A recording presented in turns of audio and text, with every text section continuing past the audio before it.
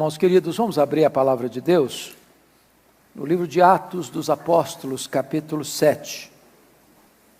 Atos 7, versos 8 a 16. Atos 7, 8 a 16.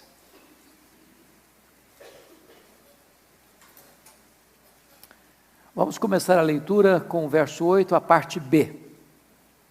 Então está escrito: de Isaque procedeu Jacó, e deste os 12 patriarcas. Os patriarcas, invejosos de José, venderam-no para o Egito, mas Deus estava com ele. Pode repetir essa frase comigo?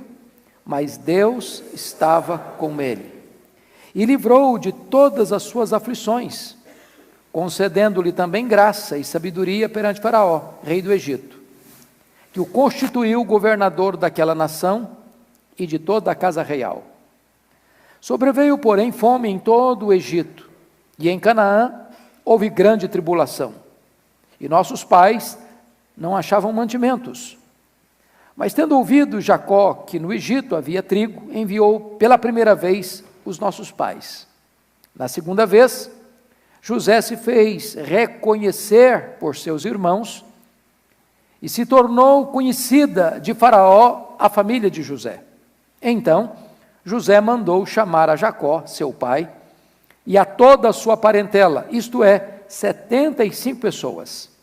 Jacó desceu ao Egito, e ali morreu ele e também nossos pais. E foram transportados para Siquém e postos no sepulcro que Abraão ali comprara a dinheiro aos filhos de Hamor. Até aqui. Eu gostaria então de conversar um pouco com vocês sobre o tema a vitoriosa providência de Deus na vida de um homem. A vitoriosa providência de Deus na vida de um homem. Todos nós que estamos aqui certamente cremos no Deus da providência. O que isso significa? Significa que mesmo que você não saiba, mesmo que você não veja, mesmo que você não sinta, mesmo que você agora não esteja experimentando, Deus está rigorosamente no controle da sua vida. As rédeas da sua vida não estão nas suas mãos, estão nas mãos de Deus. Quem comanda a sua vida não é o andar de baixo, é o andar de cima. Deus está trabalhando não contra você, Deus está trabalhando por você. Se você é um filho, uma filha de Deus, o final da sua vida já está escrito, já está decidido. É a glória. Agora, o percurso do começo da caminhada ao final da caminhada pode ter muitos vales, muitos desertos, muitas dores, muitas lágrimas, muitas lutas. Situações muito adversas poderão bater à sua porta. E se você não tiver uma compreensão de que Deus está no controle, de que Ele tem tudo nas mãos e de que Ele não perdeu o tirocínio da sua vida, o controle da sua vida, você corre o risco de ficar com muito medo, de desesperar-se da própria vida. Então hoje eu gostaria de trazer à sua memória esclarecida esse fato de que na vida de José, de forma tão eloquente, nós podemos ver essa verdade gloriosa da vitoriosa providência de Deus na vida de um homem. E José foi um indivíduo magnífico, foi fiel na adversidade e foi fiel também na prosperidade. Foi fiel ao seu pai, ele foi fiel ao seu patrão, ele foi fiel ao faraó do Egito, ele foi fiel sobretudo a Deus. Por isso, José talvez seja o mais eloquente tipo de Cristo em toda a Bíblia. Há 7 elementos que nos levam a essa conclusão. Primeiro, amado do Pai, odiado pelos irmãos. Segundo, vendido por 30 moedas de prata. Terceiro, desceu ao Egito em tempos de prova. Quarto, perseguido injustamente. Quinto, abandonado pelo amigo. Sexto, exaltado depois da aflição. Sétimo, chamado de Salvador do mundo. Nenhum outro personagem na Bíblia tem tantos vínculos e elos de ligação tipológicos do que José do Egito. Então, eu gostaria que nós olhássemos aqui algumas verdades nesse texto. Primeira verdade, versículo 9.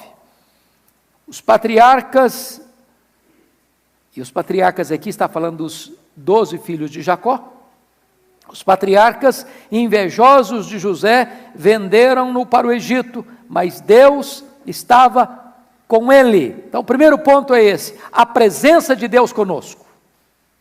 A presença de Deus conosco. Deus não nos livra dos problemas, mas está conosco nos problemas. Preste atenção nisso. Os patriarcas invejosos de José venderam-no para o Egito. Ele está sendo alvo de inveja, ele está sendo alvo de ódio, ele está sendo vendido como mercadoria. A providência é carrancuda. Mas no meio dessa circunstância toda adversa, está escrito: mas Deus estava com ele. Então, eu queria que nós recordássemos um pouco como é que foi essa experiência. Em primeiro lugar, José enfrenta a dor do desprezo de seus irmãos. Porque a sua família era disfuncional, convenhamos. Toda família poligâmica é disfuncional, não é verdade? Jacó tinha 4 mulheres, tinha filho de todas as 4. E aí, é uma mistureba muito grande, não é não?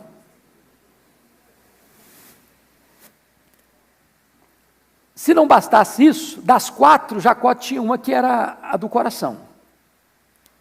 Essa que era do coração teve 2 filhos, José e Benjamim. Quando Benjamim morreu, a mãe morreu junto com o menino. Aliás, quando o menino Benjamim nasceu, a mãe morreu no parto. Então, José era o filho predileto dele. E Jacó, que vai se casar com 71 anos de idade, e quando volta para sua terra, quando José nasceu, tinha 91 anos de idade, também já não está assim muito bom da cabeça para criar esses meninos direito. E ele tem um erro de criação, porque diz a Bíblia que ele amava mais a José do que os outros filhos. Isso não é certo um pai fazer. Porque se ele tem outros filhos, e tinha muitos, e se cada filho tinha uma mãe diferente, de certa forma, então isso gerou nos meninos uma inveja, um ódio de José.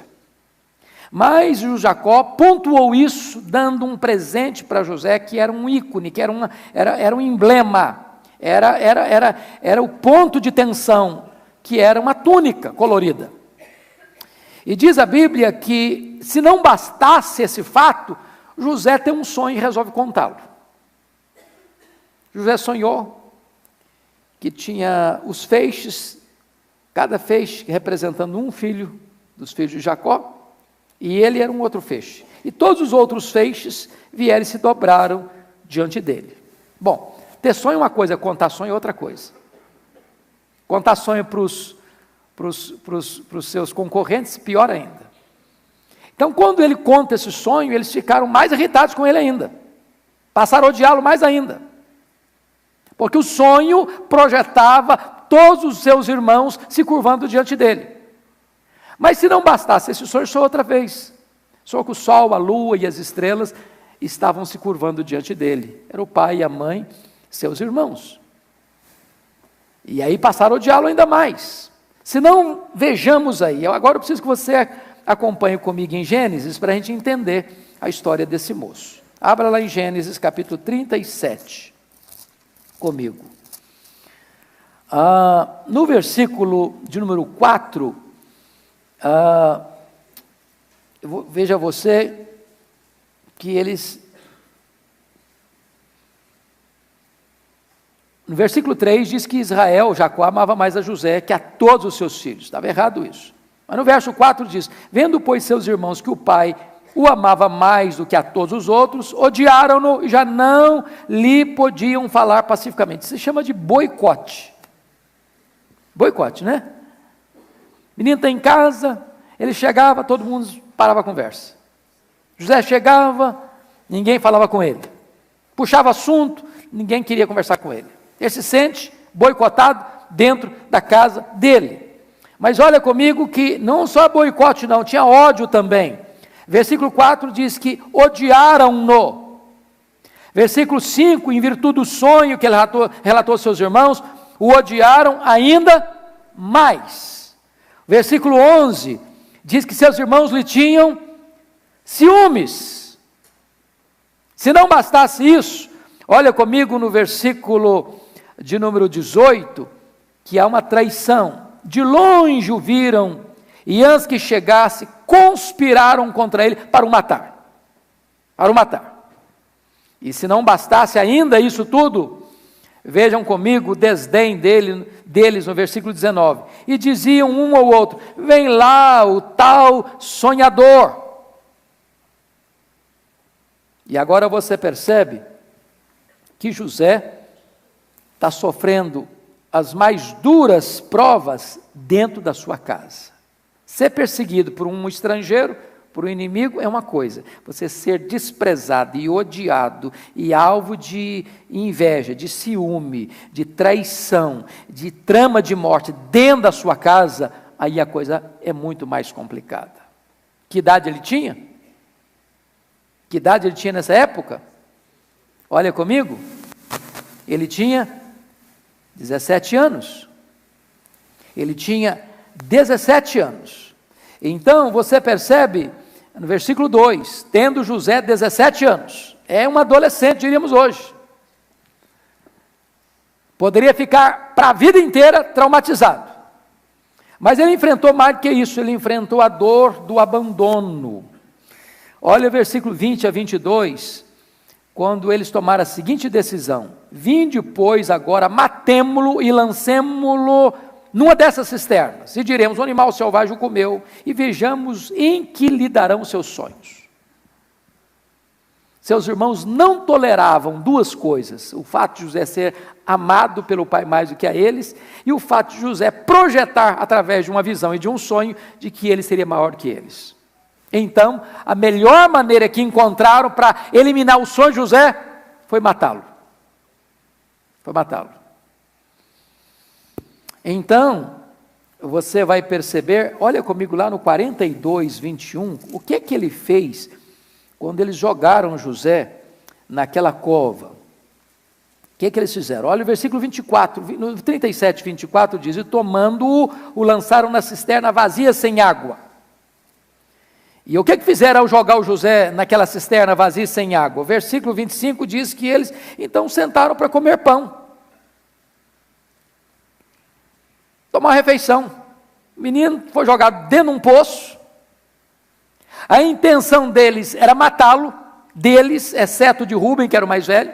A intenção de Rubens era devolvê-lo para o pai. E eles estão comendo. E o menino fez o que lá dentro do poço? Aqui não diz. Mas está escrito lá em Gênesis 42, 21. Vamos lá. Quando eles foram apanhados lá no Egito, pela crise de consciência, então disseram uns aos outros: na verdade somos culpados no tocante a nosso irmão, pois lhe vimos a angústia de alma quando nos rogava e não lhe acudimos, por isso nos vem essa ansiedade. Em outras palavras, quando José foi jogado dentro daquele poço, José rogava, pedia, suplicava: me tire daqui, por favor, me tire daqui, por favor, me tire daqui, não me mate, não me deixe aqui. E eles nem deram a mínima para ele. Insensibilidade emocional. Abandono completo. Mas ainda, José enfrenta a dor de sentir-se um objeto descartável. Porque volta para o 37 comigo, Enquanto eles comiam, diz o versículo de número 25, que eles olharam e viram a caravana de ismaelitas que vinha de Gileade, rumo ao Egito com seus produtos. Então disse Judá a seus irmãos, versículo 26, de que nos aproveita matar o nosso irmão e esconder-lhe o sangue? Vinde, vendamo-lo aos ismaelitas. Judá pensou o seguinte, bom, o negócio é descartar o José. Agora, a gente pode descartar o José e ainda pegar uma grana. A gente pode acabar com a vida dele e ainda lucrar com isso. A ideia do Judá foi boa, pensaram todos. O Rúben não está presente. Mas então o que fizeram? Vendem José por 20 moedas de prata. Era uma boa grana na época. E vejam vocês que esse menino virou mercadoria. É o tráfico de escravos. É o tráfico humano. Ele vira um produto. Seus irmãos não têm qualquer sentimento de amor por ele, ao contrário, querem tirá-lo da frente deles. E agora, se você perceber, ele está se sentindo um objeto descartável. No 37, 27 e 28, foi o que fizeram. Versículo 28 diz, e venderam por 20 ciclos de prata. Mas olha comigo o 31. Então tomaram a túnica de José, mataram um bode e a molharam no sangue. Porque se o menino sumiu, eles vão ter que dar um relatório para o pai. Como é que eles descartam José chegando em casa sem ele? Eles pegaram um bode, mataram, não tinha DNA na época para fazer pesquisa, rasgaram bem a roupa dele, a túnica dele, nem vão lá, mandam a túnica para o pai. Olha aí, por favor. Então, versículo 32. Então enviaram a túnica talar de mangas compridas, fizeram-na levar a seu pai. Eles não foram. E lhe disseram, achamos isto, vê se é ou não a túnica de teu filho. Olha aí o desprezo. Não de nosso irmão, teu filho. Mais uma vez ele é vítima da mentira criminosa de seus irmãos. Olha o 34. Então Jacó rasgou as suas vestes e cingiu de pano de saco e lamentou o filho por muitos dias. Mas se você olhar o 35, José é vítima de uma consolação falsa de seus irmãos. Levantaram-se todos os seus filhos e todas as suas filhas para o consolarem. Ele, porém, recusou a ser consolado. Agora, preste atenção nisso, o que é drama de consciência? Quantos anos levou desse momento que eles venderam José para o momento em que eles foram a primeira vez no Egito? Vocês têm ideia de quanto tempo foi? Não? Foram 22 anos.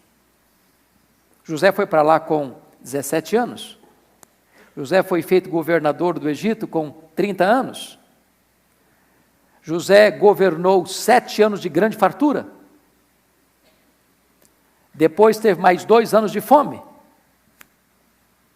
Então, se você soma 13 com 7, 20, com mais 2, 22. 22 anos, eles contando uma mentira para o pai. 22 anos eles escondendo a verdade para o pai. 22 anos eles mantendo um falso consolo para o pai. 22 anos eles levando o pai a desistir de procurar o filho. 22 anos eles driblando a própria consciência. Mas José enfrenta a dor de viver sem identidade. Ele chega no Egito, como um menino de 17 anos, braços, corpo bom, braços fortes, bom escravo. E ele chega lá e ele é revendido.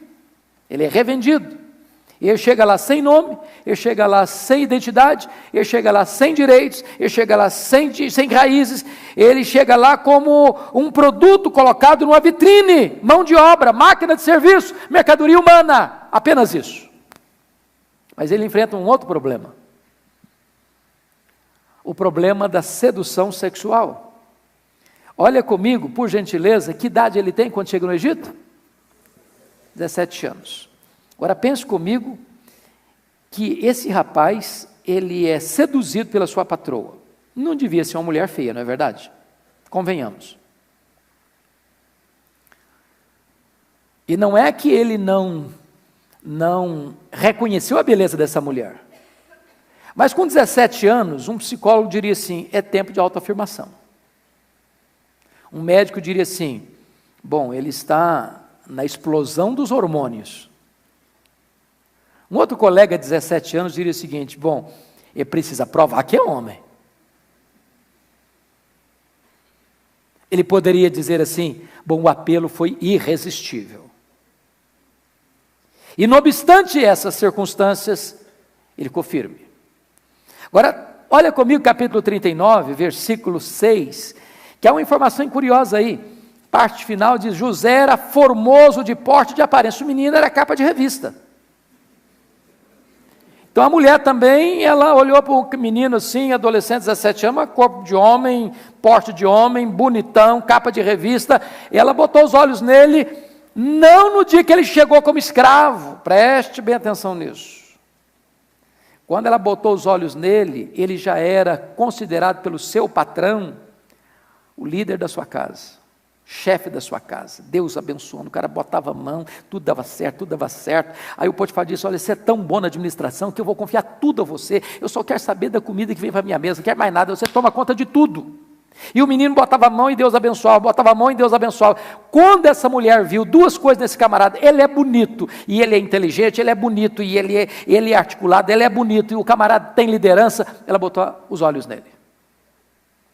Então note isso. Terceiro lugar. Capítulo 39, versículo 1, ele foi levado para o Egito, estava longe da família.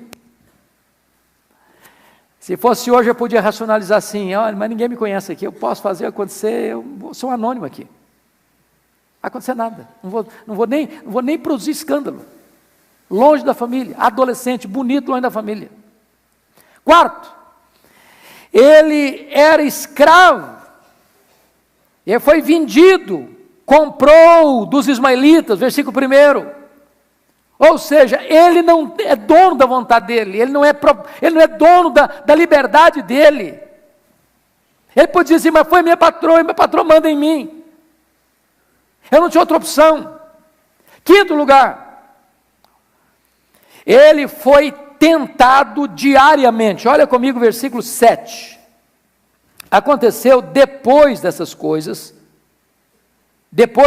que José já era o líder da casa e Deus estava abençoando a casa do homem por causa dele. Aconteceu depois dessas coisas que a mulher de seu senhor pôs os olhos em José e lhe disse, deita-te comigo. A mulher já vai direto no ponto, ela não fica só com flerte, não. Ela vai direto ao ponto, vamos para a cama. E notem vocês no verso 10, que aqui que entra o aspecto, falando ela a José quantas vezes? Todos os dias, e não lhe dando ouvidos. Uma coisa é a pessoa ser tentada de relance, a outra coisa é a pessoa ser tentada, e a tentação vem, e a tentação repete, e ela repete de novo, e vem no outro dia, e outro dia também, e ela vai crescendo, vai se avolumando. Lembra do Sansão? Quando ele foi se envolvendo com Dalila, e a Dalila foi entrando no jogo dele, ele foi abrindo o coração pouco a pouco, e daqui a pouco diz a Bíblia que deu-lhe uma impaciência de matar, e ele não aguentou mais e abriu tudo para ela. Esse é o caso aqui, deita-te comigo, deita-te comigo, deita-te comigo, deita-te comigo, deita-te comigo, deita-te comigo, e dia após dia, semana após semana, mês após mês.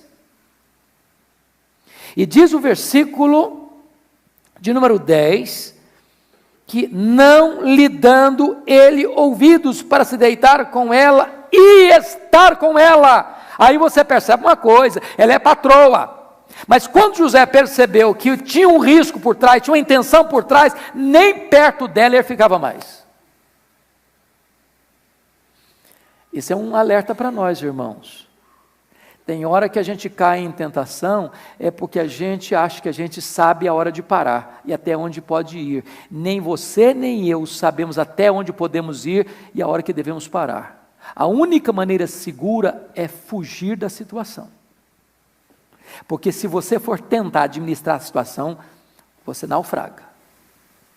Aí olha a última cartada. Versículo 11, 12. Sucedeu que certo dia veio ele à casa para atender aos negócios, e ninguém dos de casa se achava presente. Então ela o pegou pelas vestes e lhe disse: deita-te comigo. Ele, porém, deixando as vestes nas mãos dela, saiu fugindo para fora. Então, pense comigo nessa situação. Ele então poderia justificar: bom, eu fiz tudo o que dependia de mim, mas eu fui agarrado. Esse moço preferiu estar na prisão com a consciência limpa do que estar em liberdade, na cama da patroa, com a consciência culpada. Por que ele não caiu? Por que ele não caiu? Olha a explicação que este homem vai dar. Primeiro, a consciência da presença de Deus na sua vida. 39, 2 e 3. O Senhor era com José, que via ser homem próspero, estava na casa de seu senhor egípcio. Vendo Potifar que o Senhor era com ele e que tudo o que ele fazia, o Senhor prosperava em suas mãos. Ou seja, esse homem quer ser grato a Deus.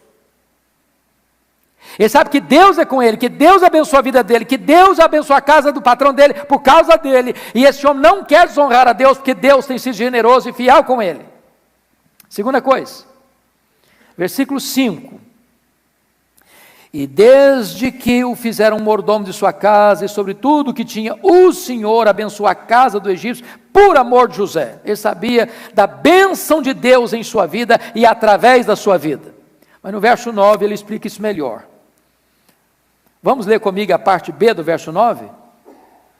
Como, pois, cometeria eu tamanha maldade e pecaria contra Deus? Maldade contra quem?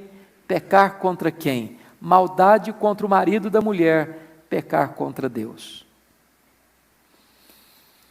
Por isso ele resiste. Mas esse homem enfrenta um outro problema. Ele suporta a dor da demora de Deus. Irmãos, às vezes quando ele está passando uma prova, assim, eu estou passando por uma grande prova, aí você pergunta: mas quanto tempo? Ah, uma semana. Uma semana de prova. Quanto tempo? Um mês terrível na minha vida, um mês. Sabe quanto tempo foi a prova do José? 13 anos. Sabe em que período? Dos 13 aos 30. Dos 13 aos 30, dos 17 aos 30 anos. Você está passando por uma prova assim? Ano após ano, ano após ano, odiado, alvo de ciúme, de traição, de inveja, de conspiração, se sentindo mercadoria humana. Mentem acerca de você, da sua integridade. Jogam você numa masmorra. Aí o José está lá, Deus abençoa o cara lá na cadeia, Deus abençoa o camarada. Mas aí ele é traído lá dentro da cadeia, ele decifra os segredos do copeiro do rei, mas o copeiro do rei não se lembra dele, ele é esquecido lá. Agora pense comigo a cabeça de um menino de 17 anos, que está lidando com essas provas todas, 13 anos, passando de problema em problema, de luta em luta. Diz: meu Deus, onde o senhor está? Por que o senhor permite isso? Por que o senhor não me tira daqui? Por que o senhor não me escuta a oração? Por que o senhor me deu um sonho lá no passado para me fazer sofrer tanto? Onde está o cumprimento dos meus sonhos? Onde está a tua promessa? Onde está o teu projeto na minha vida? Deixa eu dizer para você, às vezes a providência é carrancuda mesmo. Mas em tudo isso, o que é que diz lá em Atos? Mas o Senhor era com José. Mas o Senhor estava com José. Às vezes nós temos uma ideia de que quando Deus está conosco, não tem problema. Quando Deus está conosco, não tem luta. Quando Deus está conosco, não tem vale. Quando Deus está conosco, não tem justiça. Quando Deus está conosco, nada vai nos acontecer de mal. Quando Deus está conosco, nós não vamos enfrentar reveses na vida. Deus estava com ele, mas durante quantos anos? 13 anos. É problema em cima de problema, é luta em cima de luta. Então não reclame não. Murmure não, desanima não, não perca a confiança não, não ache que a coisa acabou não. Deus está trabalhando, e trabalhando por você e não contra você. Mas, vamos ver o segundo ponto, olha comigo, agora volta lá um pouquinho, por favor, em Atos, capítulo 7, por gentileza. E vamos olhar aí o versículo 10 agora. 7:10. Olha aí comigo, por gentileza. E livrou de todas as suas aflições, concedendo-lhe também graça e sabedoria perante Faraó, rei do Egito, que o constituiu governador daquela nação e de toda a casa real. Então, o segundo ponto é esse: a intervenção de Deus por nós. A intervenção de Deus por nós. Deus não nos livra de sermos humilhados, mas nos exalta em tempo oportuno. Louvado seja Deus. O José foi humilhado por ser fiel. Fiel à sua família, fiel ao seu patrão, fiel ao seu Deus. Agora, Deus trabalhou na vida de José dando-lhe 3 coisas. Primeiro, consolação em seus problemas. Versículo de número 9, deixa claro isso. Os irmãos o venderam, mas Deus estava com ele.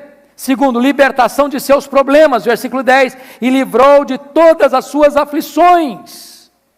O que significa livrou de todas as suas aflições, irmãos? Significa que ele não enfrentou a aflição? Que ele não passou pelo problema?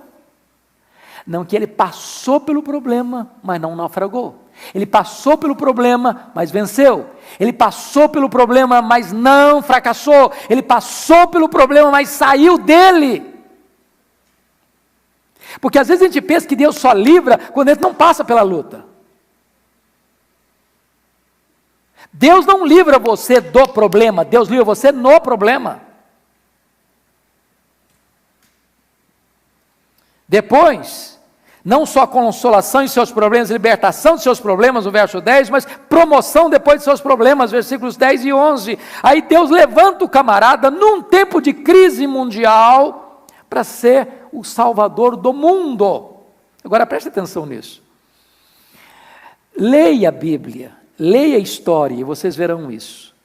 Sempre que Deus levanta alguém para uma grande obra, primeiro Deus leva o camarada para o deserto, para os vales mais escuros, para as provas mais duras, para os testes mais rigorosos, para tonificar bem as musculaturas da alma. Já perceberam isso? Deus não põe alguém numa posição de destaque sem antes prová-lo. E prová-lo fortemente. Fortemente. Então, o que Deus fez na vida dele? Deus livrou das aflições. Olha aí no versículo 10. Segundo, o que Deus fez mais?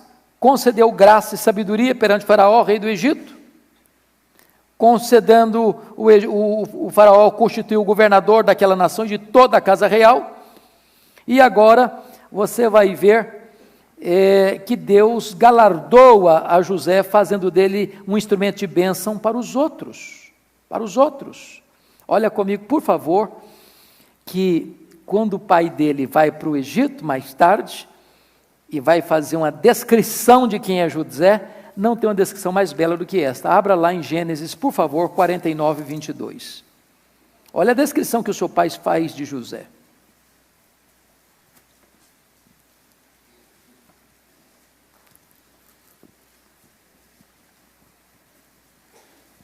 Você pode ler comigo o verso 22, vamos juntos?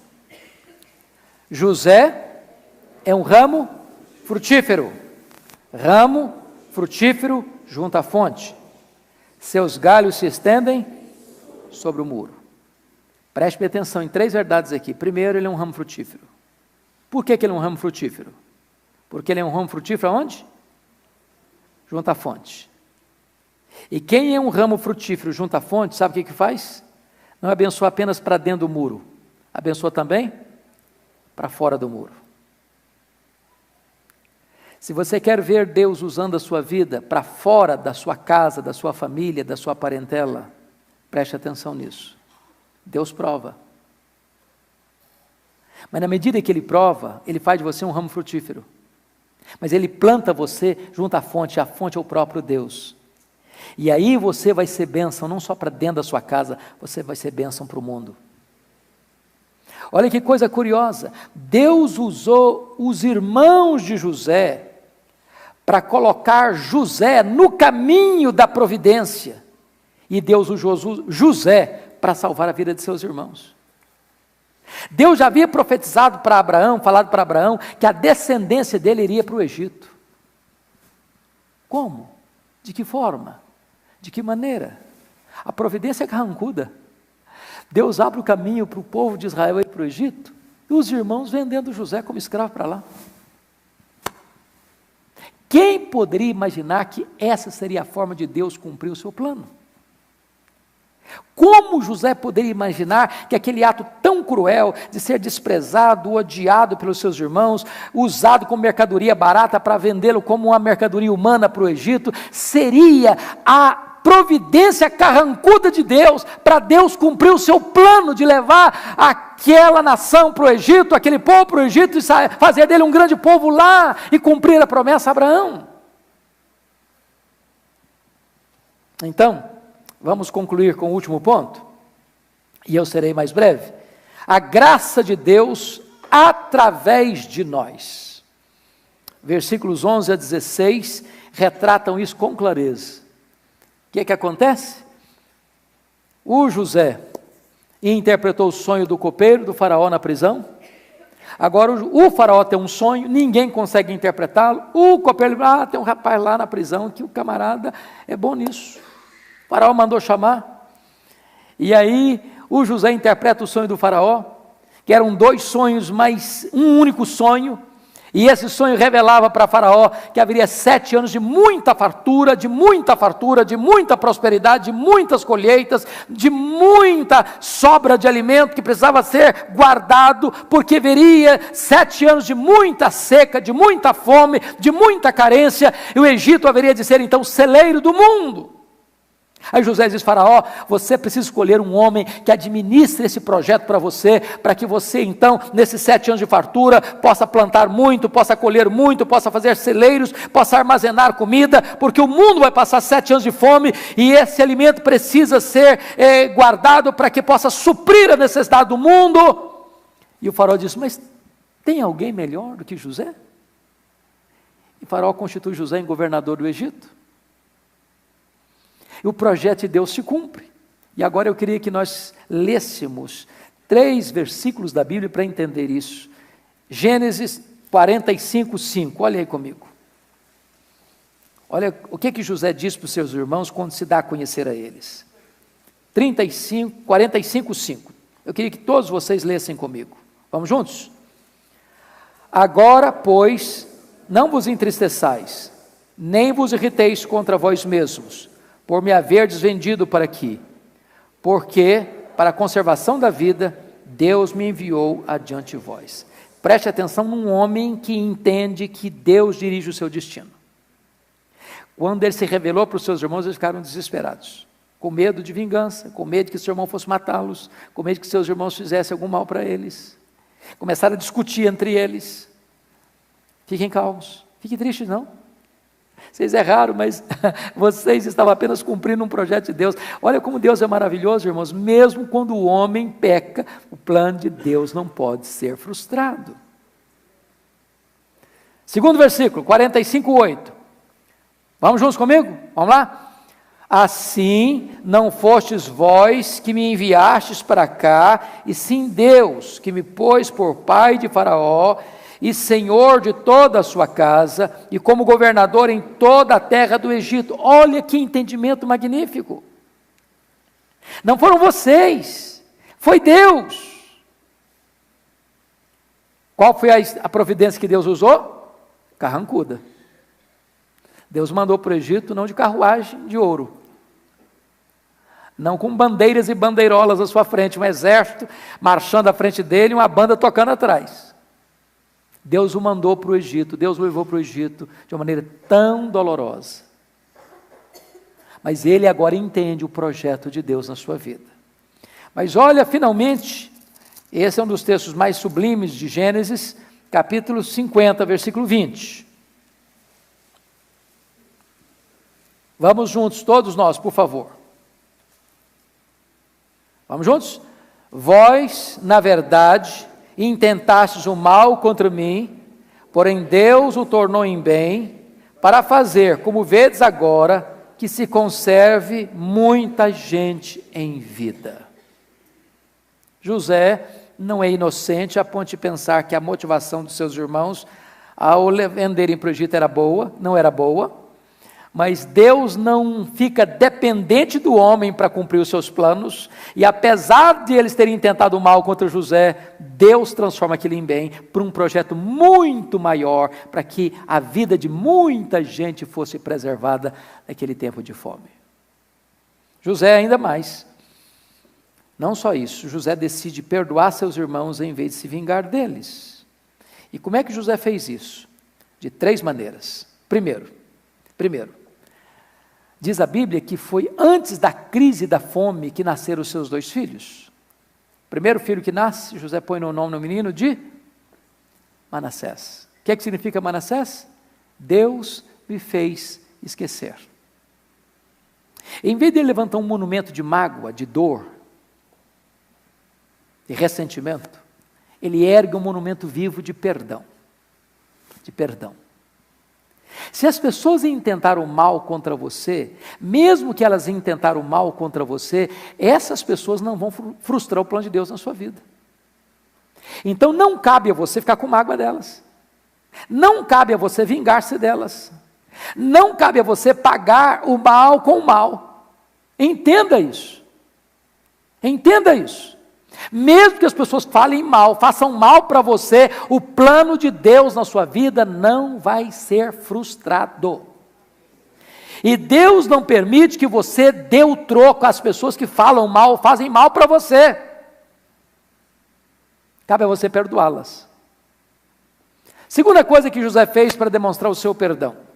Capítulo 45, versículo 18.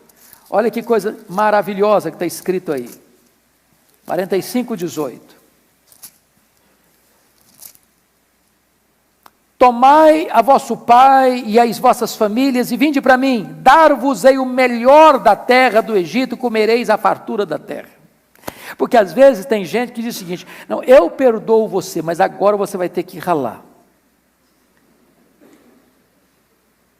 Ele diz: eu perdoo vocês e vou dar o melhor para vocês. Isso é perdão. Não é você apenas perdoar o que foi passado, é você abençoar daqui para frente. Isso é perdão. É isso que Deus faz com você e comigo. Olha comigo aí, 45, versículo 20. O que é que está escrito? Não vos preocupeis com coisa alguma dos vossos haveres, porque o melhor de toda a terra do Egito será vosso. Agora ele faz mais do que isso. Ele sustenta seus irmãos e seu pai. 47, 11 e 12, olha aí. Então José estabeleceu a seu pai e a seus irmãos e lhes deu possessão na terra do Egito, no melhor da terra, na terra de Ramsés, como o faraó ordenara, e José sustentou de pão a seu pai, a seus irmãos e a toda a casa de seu pai, segundo o número de seus filhos. Porque uma coisa é você prometer, outra coisa é você cumprir. Lá ele prometeu, aqui ele cumpre. Finalmente, ele pagou o mal com o bem. Foi o que nós já lemos, mas eu gostaria que nós lêssemos agora o contexto antes e depois. Então, vamos fechar aqui, capítulo 50, versos 19 a 21. Olha o que Jacó, olha o que José disse para os seus irmãos. Você pode ler comigo esses 3 versos? Vamos juntos? Respondeu-lhes José: não temais, acaso estou eu em lugar de Deus? Vós, na verdade, intentastes o mal contra mim, porém Deus o tornou em bem, para fazer, como vedes agora, que se conserve muita gente em vida. Não temais, pois eu vos sustentarei a vós outros e a vossos filhos. Assim os consolou e lhes falou ao coração.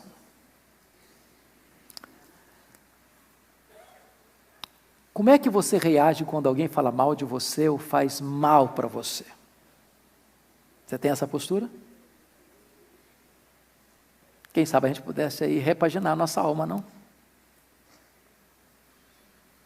Então, duas aplicações breves. Primeiro, entenda o caráter ondulatório da vida. Você está no vale hoje? Você está passando por uma masmorra hoje? Esse não é o último capítulo ainda da sua vida. Deus é poderoso para reverter isso. Deus é poderoso. Tem hora que você diz, não tem mais saída. Com Deus tem saída. Porque de repente, é aquele que está lá na masmorra que Deus vai levantar para ser o Salvador do mundo. É aquele que está lá na masmorra que Deus vai dar uma visão do que fazer no tempo da crise. Segunda aplicação breve, veja, por favor, a providência triunfante de Deus. Os infortúnios humanos não frustram os planos perfeitos e eternos de Deus. Saiba disso, creia nisso, aproprie-se disso. A nossa vida não é a lasca de lenha jogada no mar da vida, empurrada de um lado para o outro ao sabor das circunstâncias. A nossa vida está nas mãos daquele que está sentado num alto e sublime trono e tem as rédeas da história em suas poderosas mãos. Descansa em Deus, Ele está no controle.